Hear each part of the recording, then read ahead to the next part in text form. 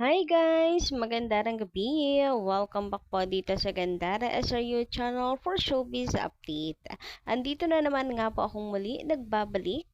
Ang nagmamaganda ninyong kachismosang Kimpaw, wala na pong iba, si Gandara, upang maghatid sa inyo ng latest update and fresh happenings patungkol kina Kim Chiu and Paolo Avellino. And for this evening, yes po, bago po ang eleksyon, ang ating tatalakayin pag-uusapan si witness ng Kimpaw para meron po tayong babaunin sa kanilang, ay meron tayong babaunin. Kaka-stress bukas panigurado. Yung sa mga seniors po natin, paalala lang po ha, baon po kayo ng tubig. Mahirap na. Siksika na, ang init pa. Dala po kayong pamaypay, tubig, and make sure meron po kayong kasama. Yun lang po yung paalala natin. Anyway, meron palang sinusuportahan na party list si Kim ha. Ayan, probinsyano ako party list. So, dalhin natin yan. Anyway, ito pa. Pag-usapan natin ang tungkol naman dito sa video na Kim pa kung saan kitang-kita nga po ang pagdadamot ni Paolo kay Kim. Ang pag-aalaga ni Paolo kay Kim at the same time parang na-push ata yung angry button ni Paolo Avellino kay Kuyang doon sa video. So pag-usapan nga natin yan. Pero bago po ang lahat, bago tayo magpatuloy, sa mga hindi pa po nakaka-subscribe dito sa ating channel, paki-click lang po tayo ng subscribe button at notification bell natin na nasa baba para maging updated po kayo at ma-notify tuwing may bago po tayong chika at balita hinggil sa Kimpaw. Basta mga balita na may kinalaman po kina Kim Chiu and Paolo Avellino, sagot na po natin yan. So, unahin nga muna natin, guys, isasabi nito ni Madam Adelaida Makin. Kasi nga, di ba, ang dami pong beses na lagi pong nagkataon lang ang Kimpaw. Pananamit, mga kasuotan, gamit, talaga naman laging nagkataon lang daw.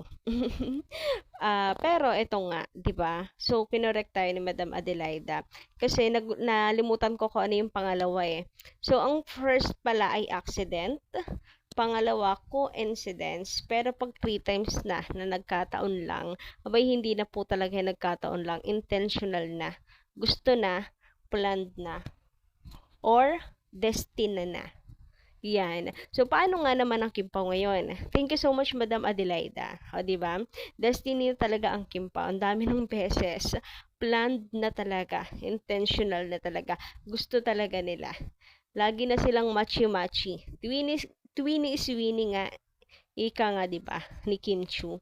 So, ayun, mga evidences, kung evidences na naman pag-uusapan, marami tayo niyan. Di ba? Marami tayong resibo patungkol po sa Kimpaw. So, ayun, if meron pa ring naniniwala na friends lang ginagalang po natin yan, ano? Kanya-kanya naman tayong trip. Ay, kanya trip sa paniniwala. Pero ako, nandun ako sa sila na, apo, wag ka. Ngayon nga, napaka-showy na ng Kimpaw eh. Pero, if they are friends lang, tulad ng sinasabi ng iba, okay lang yun. 'Di ba?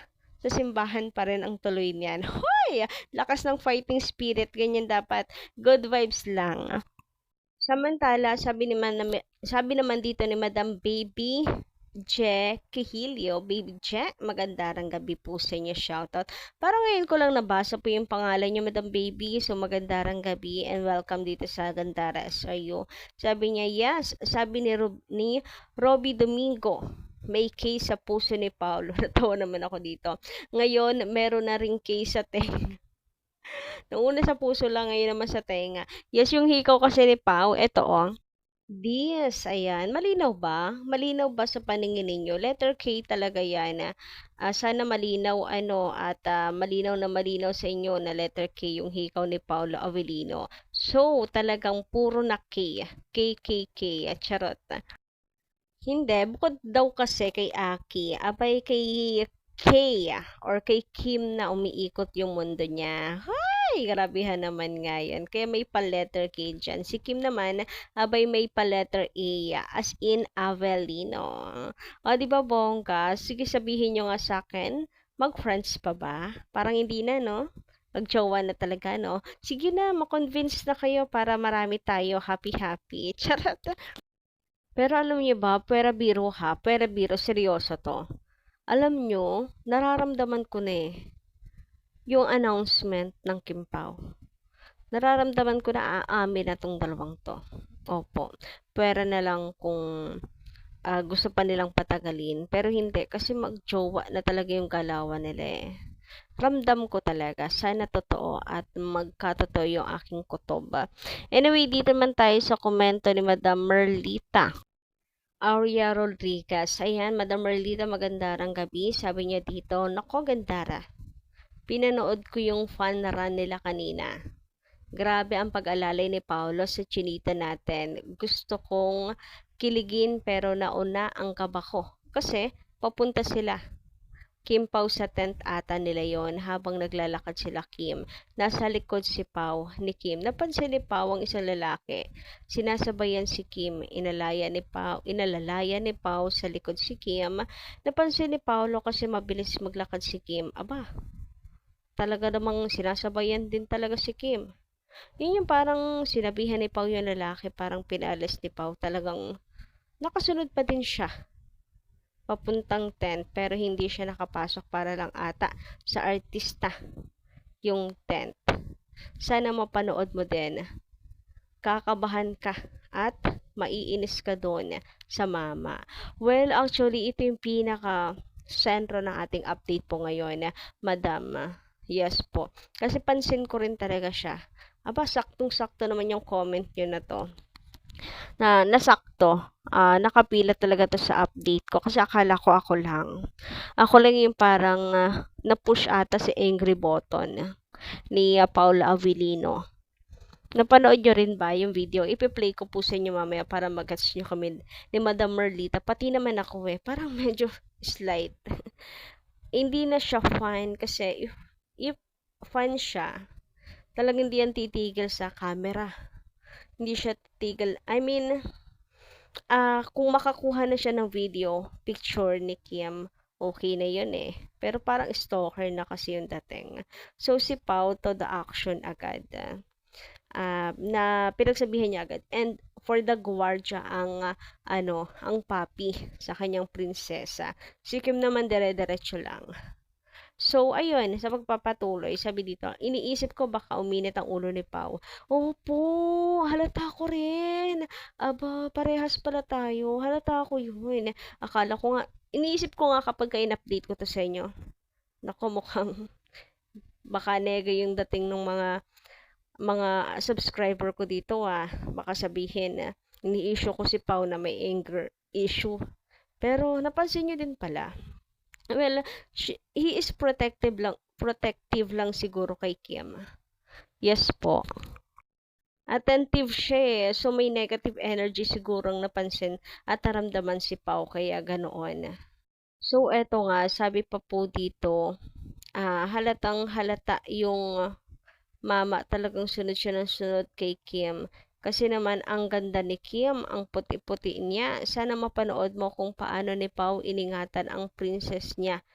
Nakaka-proud si Paulo. Love na love niya, Kimi niya. Yes po, talaga nakasunod siya kay Kim. Pero, ayun, if fan siya, no, dapat natin yung limit natin. Kasi medyo napapasobra ata minsan.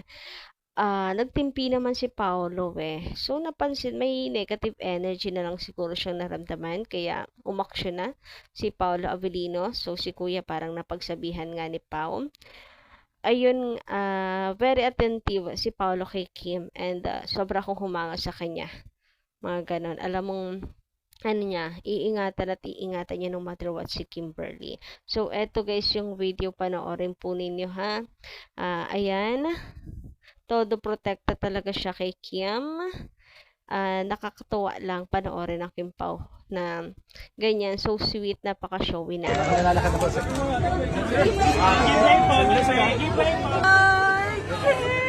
Ang Kim!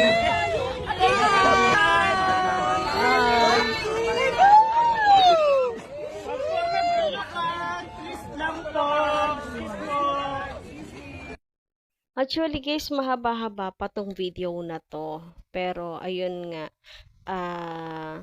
inano na ni Pao talaga si Kim, lakad-lakad na, dire-diretso na. Tapos sinabayan na ni Paula Avelino ng paggugwardya kay Kimberly. Talagang may kasama na po talaga dobleng pag-iingat sa kanyang prinsesa. So kayo ba guys, napanood nyo na yung whole video of that? So pa-comment ka lang dyan sa baba sa mga nakapansin din noon. And daga dito lang muna aking update. Thank you so much po sa pakikinig, and don't forget to click the subscribe button and notification bell for more updates. Maraming salamat.